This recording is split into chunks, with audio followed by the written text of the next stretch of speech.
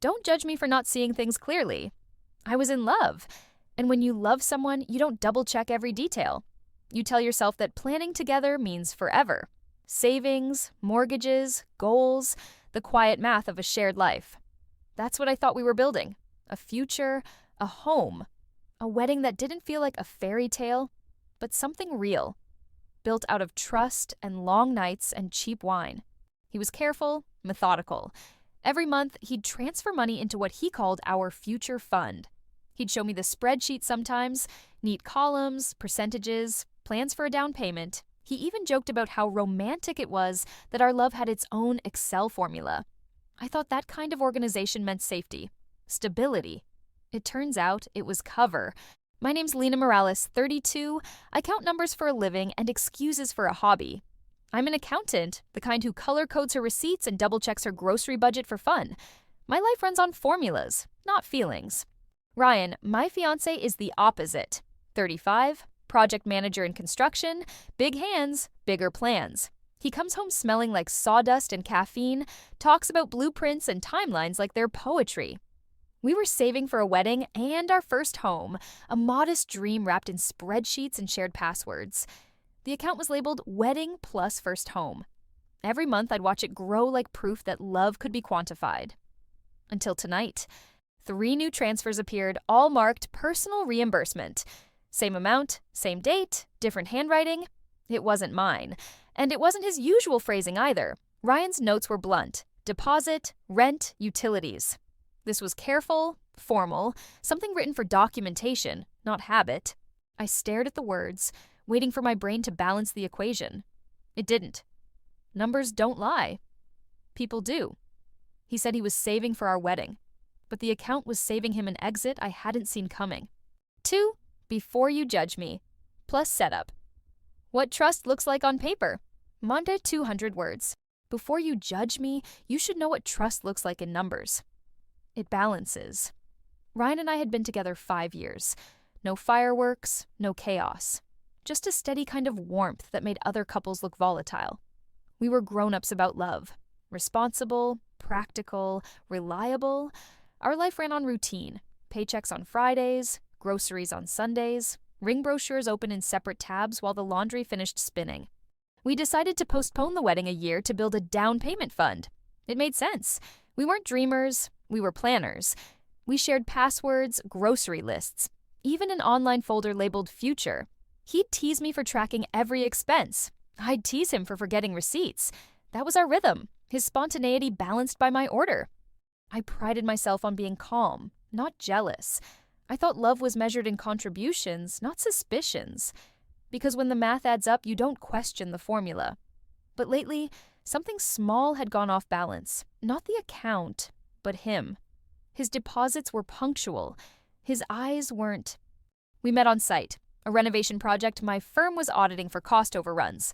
Ryan was the project manager, leaning over blueprints and half-drunk coffee, trying to make math out of mayhem. He joked that day, "You make chaos look easy to budget."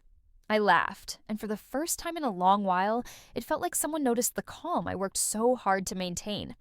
He wasn't flashy, no grand gestures, no speeches about fate, just quiet competence, like the hum of machinery that keeps everything else running. He proposed on a Tuesday after work. No candles, no audience, just a small ring box beside my takeout container. I said yes before I even looked at it. We built our lives in tabs and folders. Future home, emergency fund, honeymoon. I tracked every penny. He tracked possibilities. I handled the investments. He handled the optimism. It worked. We were a system. I built safety. He built dreams. He liked to call himself the provider. It sounded sweet at first, almost old-fashioned, but looking back, it was the first hint of a pattern. Pride disguised as purpose. Whenever he struggled, he'd brush off my help. "I've got it," he'd say, jaw tight, eyes somewhere else. I thought he was protecting me from stress. I didn't realize he was protecting himself from being seen. I didn't realize he wasn't just planning for us. He was already planning around me. It started the way all cracks do. Quietly, neatly, disguised as routine. I was reconciling expense reports for a freelance client when I noticed it. Recurring transfers from our joint account, always on the 12th, always the same amount. What, $500? Ryan was in the kitchen, sleeves rolled up, scrolling through work emails on his phone. When I asked about it, he didn't even flinch. "Oh, those? Supplier reimbursements," he said easily. "I fronted costs for the company. They're just paying me back." His tone was smooth, casual, confident, perfectly balanced between professional and dismissive. And because I wanted to believe him, I did. He worked long hours. I saw the exhaustion, the late-night calls, the endless construction schedules. Why question a man who was, in his own words, working for us? The next day, I even helped him sort through receipts, all labeled, all legitimate. Lumber, fuel, rental equipment, nothing out of place. It almost reassured me. Almost. Then, a few weeks later, while checking the account again, I saw one of the entries had changed. The description wasn't reimbursement anymore. It read, transfer. Personal. Just that. No company name, no project code. I refreshed the page twice, thinking it was a glitch. But the numbers stayed where they were. Clean, correct, untouchable. My stomach tightened. A slow, quiet recognition that didn't reach my brain yet. That was the first time my body knew before my head. Something wasn't reconciling, and it wasn't the math. It was late. One of those nights when the hum of the fridge feels louder than your own breathing. I told myself I was just checking on the mortgage fund, not snooping. Curiosity always sounds noble when you disguise it as responsibility. The transfers were still there, identical amounts, perfect timing. But this time, I clicked details. Each payment led to the same routing number. Each routing number led to a name. Amanda Cole. It wasn't unfamiliar. I remembered him mentioning her once. The new site designer. Bright kid. His tone had been admiring, not suspicious. The payments stretched back months. Neat, round figures, no memos, no receipts. The next morning, I asked him over breakfast, voice steady as steam rising from my coffee. "Who's Amanda Cole?" He choked, then smiled too quickly. "She's on my team. I loaned her some money. She's been having a rough time." I nodded. "From our wedding fund?" He blinked. "She's a single mom, Lena. I just wanted to help." My empathy almost saved him. Almost. At lunch, between meetings, I looked her up.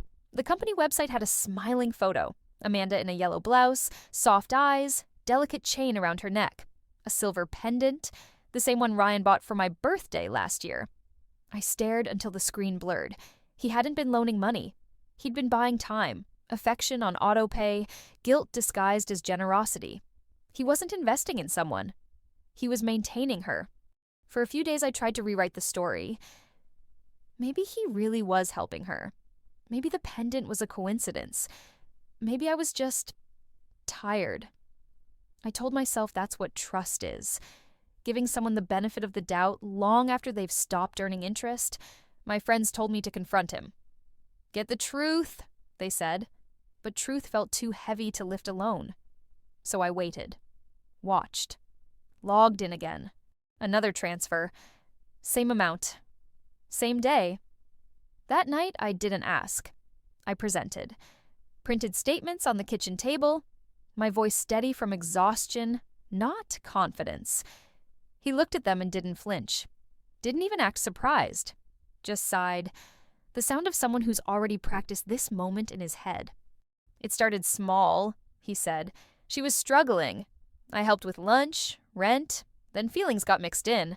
I didn't mean for it to go this far." I stared at him. "So our future was your ventilation plan?" He rubbed his face. "I just needed space to breathe, Lena." He cried. I didn't. Then came the final twist, slipped in between apologies. "I didn't want to hurt you. I just wanted to transition cleanly." I frowned. "Transition to what?" He hesitated, then told me. The money wasn't just for her. It was for him. He'd already paid a deposit for a new apartment. Lease signed under his name alone. I stood there, feeling the numbers on those pages blur into something colder. I'd been saving for a wedding. He'd been saving for his soft landing. He moved out on a Sunday. No fight, no slammed doors. Just the quiet subtraction of him. Shoes gone, closet half empty, A gap in the bathroom shelf where his razor used to be. The house didn't feel broken, just rearranged, like someone had balanced the equation without asking permission. I kept working, because work was the one thing that still obeyed logic. I audited other people's ledgers, reconciled their numbers, fixed their errors. But I couldn't bring myself to open the spreadsheet that used to hold our future. The weeks blurred together. Spreadsheets, takeout containers, and insomnia measured in coffee spoons. Then one night, I found an envelope under a stack of old receipts. His handwriting, small and neat. On the front, for the deposits I owe you. Inside, a single $100 bill. It was so precise it was insulting. I couldn't tell if I was laughing or crying. Maybe both. The next morning, I closed the joint account. Transferred my half. Left his untouched. I wanted him to see the zero.